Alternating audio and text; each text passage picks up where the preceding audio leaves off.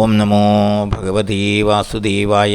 പ്രിയ സജ്ജനങ്ങളെ, എല്ലാവർക്കും നമസ്കാരം.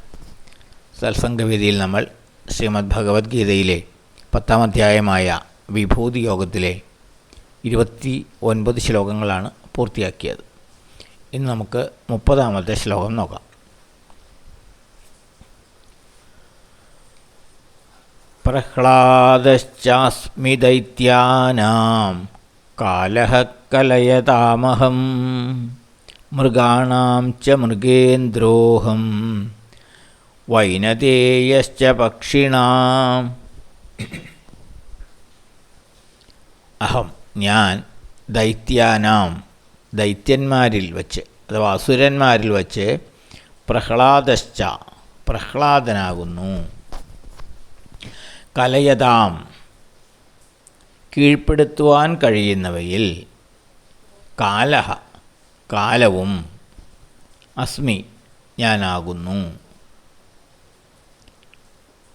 മൃഗാണാം മൃഗങ്ങളിൽ അഹം ഞാൻ മൃഗേന്ദ്രശ്ച മൃഗേന്ദ്രൻ അഥവാ സിംഹവും പക്ഷീണാം പക്ഷികളിൽ വൈനതേയശ്ച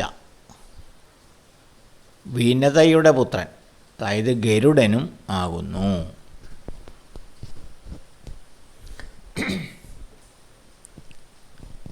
ഞാൻ അസുരന്മാരിൽ പ്രഹ്ലാദനും കീഴ്പ്പെടുത്താൻ കഴിയുന്നവയിൽ കാലവും ആകുന്നു.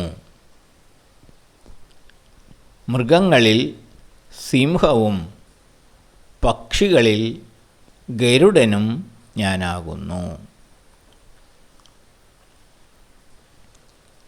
കഴിഞ്ഞ ശ്ലോകങ്ങളുടെ തുടർച്ചയായി ഭഗവാൻ ഓരോരോ വിശിഷ്ട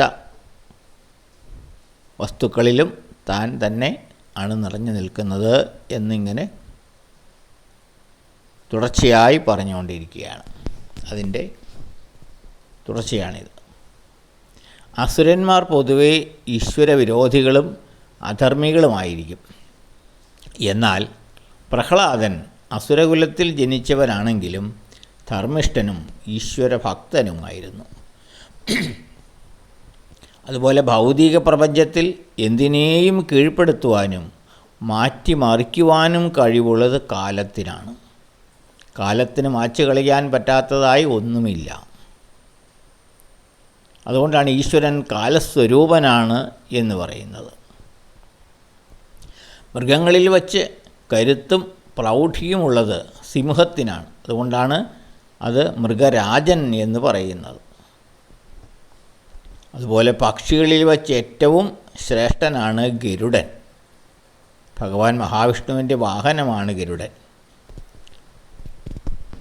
അപ്പോൾ ഇവയെല്ലാം ഭഗവാന്റെ പ്രതിഫലനങ്ങളാകുന്നു, പ്രതിനിധികളാകുന്നു. അഥവാ ഇവയെല്ലാം ഭഗവാനാണ് എന്ന് വേണം കരുതുവാൻ. അപ്പോൾ ഇവയെല്ലാം ഭഗവാന്റെ ഭാവങ്ങളാണ് എന്നാണ് ഭഗവാൻ ഈ ശ്ലോകത്തിൽ പറയുന്നത്. അടുത്ത 31-ാമത്തെ ശ്ലോകം കൂടി നമുക്ക് നോക്കാം. പവനഃ പവതാമസ്മി രാമഃ ശസ്ത്രഭൃതാമഹം ചഷാണാം മകരശ്ചാസ്മി സ്രോതസാം അസ്മി ജാഹ്നവീ.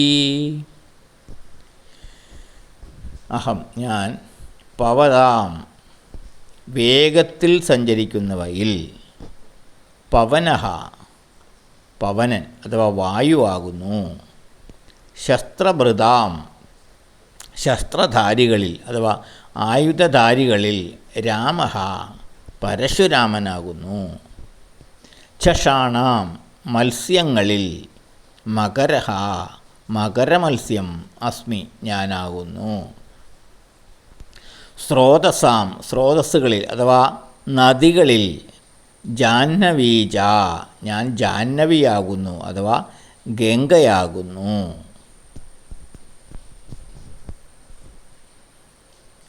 ഞാൻ വേഗതയുള്ളവയിൽ വച്ച് വേഗത്തിൽ സഞ്ചരിക്കുന്നവയിൽ വച്ച് വായുവാകുന്നു. ആയുധധാരികളിൽ ഞാൻ പരശുരാമനാകുന്നു. മത്സ്യങ്ങളിൽ ഞാൻ മകരമത്സ്യമാകുന്നു. നദികളിൽ ഞാൻ ഗംഗാനദിയാകുന്നു. വായുവിൻ്റെ സഞ്ചാരവേഗം നമുക്ക് ചിന്തിക്കാൻ പോലും പറ്റില്ല. അത് വേഗം വർദ്ധിക്കുമ്പോഴാണ് ശക്തമായ കാറ്റും അതിശക്തമായ കൊടുങ്കാറ്റും ചുഴലിയുമെല്ലാമായി മാറുന്നത്. ഇതെല്ലാം വായുവിൻ്റെ ശക്തി കൊണ്ടാണ്. അഥവാ വേഗത്തിൽ വായു സഞ്ചരിക്കുമ്പോഴാണ് ഇത്തരത്തിലെല്ലാം ഉണ്ടാകുന്നത്.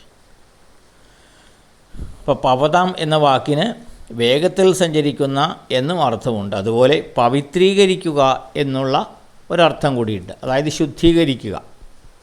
ഏത് മാലിന്യത്തെയും അന്തരീക്ഷത്തിൽ നിന്ന് നീക്കം ചെയ്ത് ശുദ്ധീകരിക്കുവാൻ വായുവിന് കഴിയും. ശക്തമായ കാറ്റടിക്കുമ്പോൾ ഏത് മാലിന്യങ്ങളും അന്തരീക്ഷത്തിൽ നിന്നും അകന്നു പോകും.